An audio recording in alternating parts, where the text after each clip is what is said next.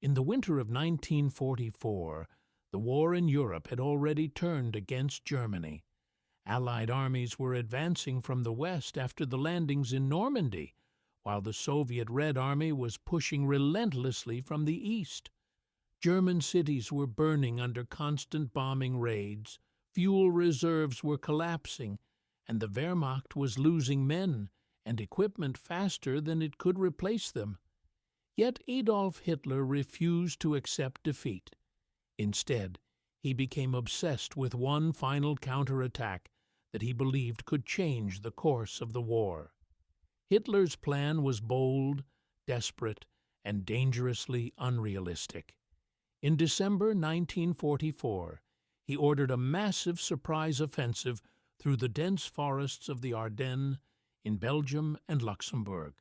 The goal was simple but incredibly ambitious: break through the Allied lines, capture the port of Antwerp, split the British and American armies apart, and force the Western Allies into negotiating peace.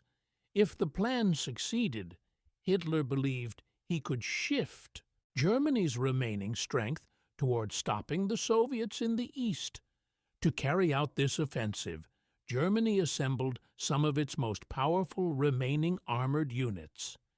Despite severe fuel shortages and the collapse of German industry, Hitler gathered hundreds of tanks and armored vehicles for the attack.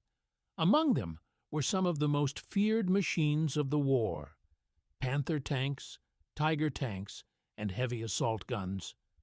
These armored formations would spearhead the advance through the Ardennes, smashing through American positions and opening the road to the Meuse River.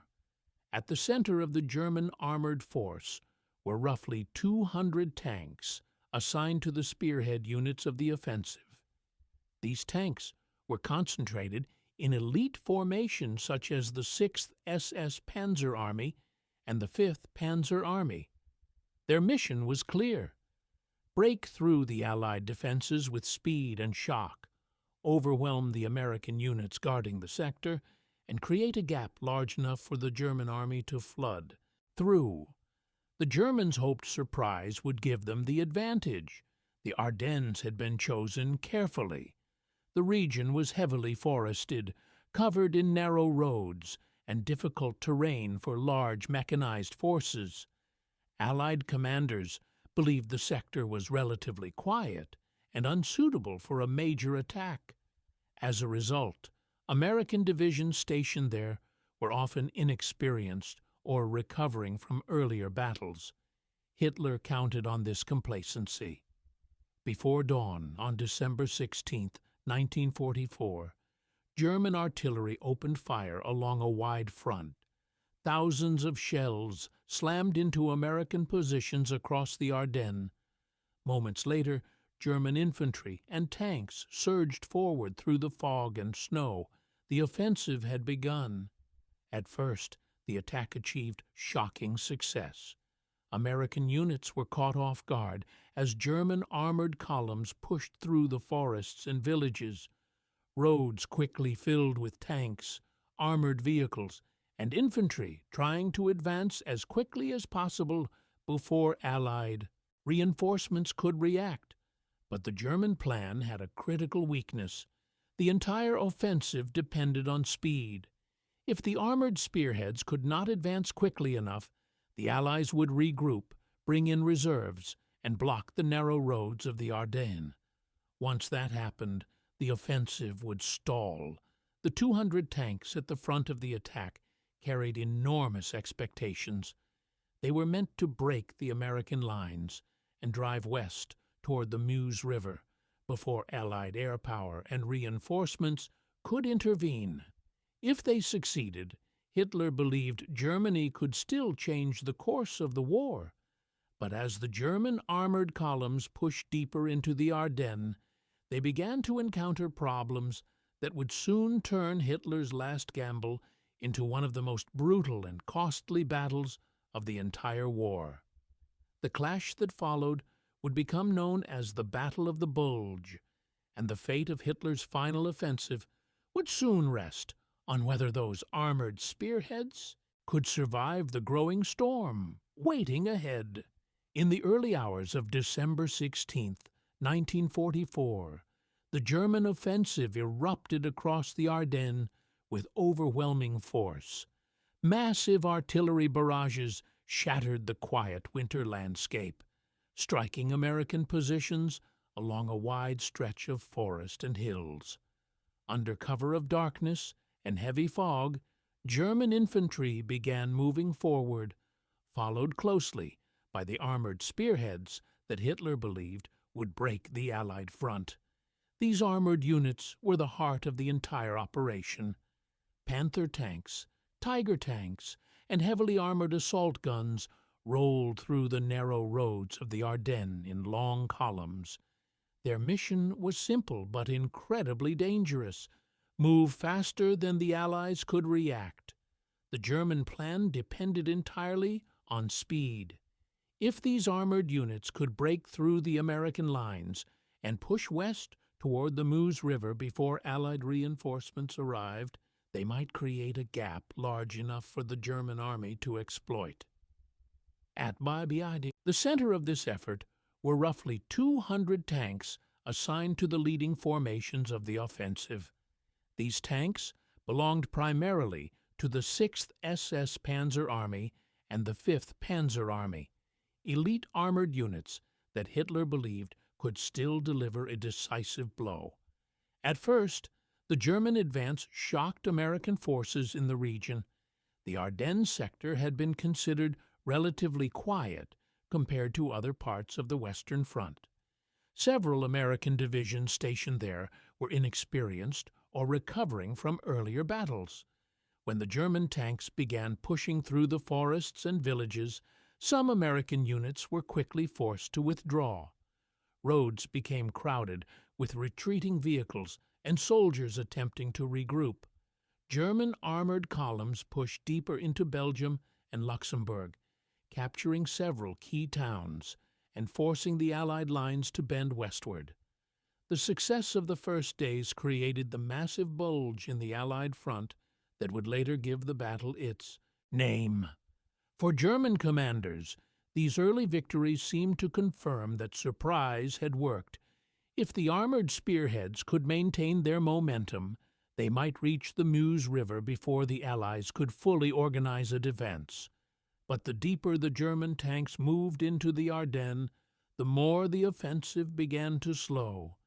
The region's terrain, which had helped hide the German buildup before the attack, now created enormous problems for the advancing armored columns. The Ardennes was a labyrinth of narrow forest roads and small villages connected by fragile bridges. Tanks and trucks were forced to move along the same limited routes, creating massive traffic jams. When a single vehicle was destroyed or broke down, it could block an entire column for hours. Fuel shortages made the situation even worse. German tanks consumed enormous amounts of fuel, and the offensive had been launched with dangerously limited reserves. Many commanders hoped they could capture American fuel depots along the way, but these supplies were often destroyed before the Germans could reach them. Every delay slowed the advance and reduced the chances of reaching the Meuse River in time. Meanwhile, American resistance began to stiffen across the battlefield. Small groups of soldiers who had initially been scattered by the surprise attack started regrouping and establishing defensive positions in key towns and road junctions. These locations were critical because controlling the crossroads of the Ardennes meant controlling the movement of armored units. Even small American units could slow the advance of entire German columns if they held the right position. One by one, these pockets of resistance forced the German tanks to stop and fight instead of continuing their rapid advance westward. Each delay gave the Allies valuable time to bring reinforcements toward the front. American commanders were already rushing fresh divisions into the battle, and once they arrived in strength, the German armored spearheads would face a far more dangerous enemy. The fate of Hitler's last offensive was now hanging in the balance. The 200 tanks leading the German advance had managed to create a deep penetration into Allied lines, but they had not yet achieved the breakthrough the plan required. The road to Antwerp remained far away, and the Allies were beginning to recover from the shock of the initial attack. If the German tanks could not regain their speed and push forward quickly, Hitler's final gamble in the West might collapse before it ever reached its objective. By the third day of the offensive, the momentum of the German armored spearheads began to fade. What had started as a fast-moving breakthrough was turning into a slow and chaotic struggle through the forests and narrow roads of the Ardennes. The 200 tanks that had been expected to smash through the American lines were now facing a growing number of obstacles. Traffic jams stretched for miles as armored vehicles, supply trucks, artillery pieces, and infantry columns all tried to move along the same narrow routes. The winter weather continued to slow everything down. Snow covered the ground, vehicles struggled on icy roads, and bridges became dangerous choke points where a single destroyed tank could block an entire column. German commanders quickly realized that their plan depended on capturing key crossroads that controlled movement through the region. If those points could not be taken quickly, the offensive would lose its speed, and without speed, the entire operation would fail. One of the most important of these crossroads was the small Belgian town of Bastogne. Several major roads passed through Bastogne, making it one of the most critical locations in the Ardennes.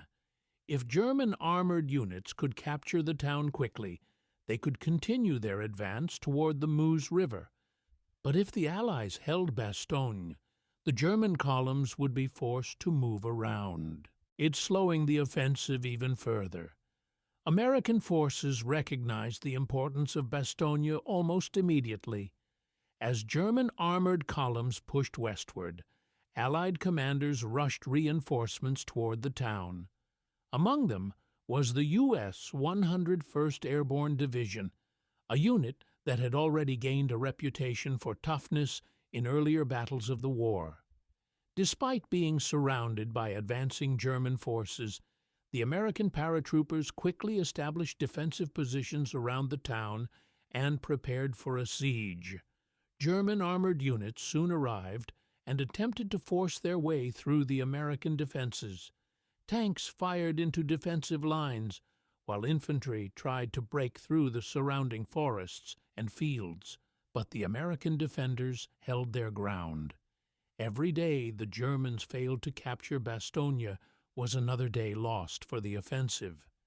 Meanwhile, the weather that had initially protected the German advance began to change.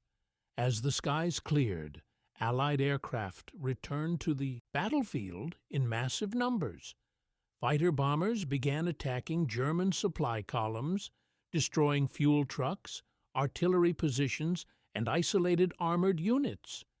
The German tanks that had once advanced with speed now found themselves trapped in a deadly combination of logistical shortages and growing Allied resistance. Instead of racing toward Antwerp, they were now fighting simply to survive the tightening Allied response. Hitler's final gamble was beginning to collapse under the weight of its own ambition. By the final days of December 1944, it had become clear that Hitler's last great offensive in the West was beginning to collapse. The armored spearheads that had once pushed deep into Allied territory were now losing the momentum that the entire plan had depended on. The 200 tanks that had been meant to break through the American lines and drive toward the Meuse River were now scattered across the frozen forests of the Ardennes, many of them damaged, abandoned, or immobilized by the growing shortage of fuel.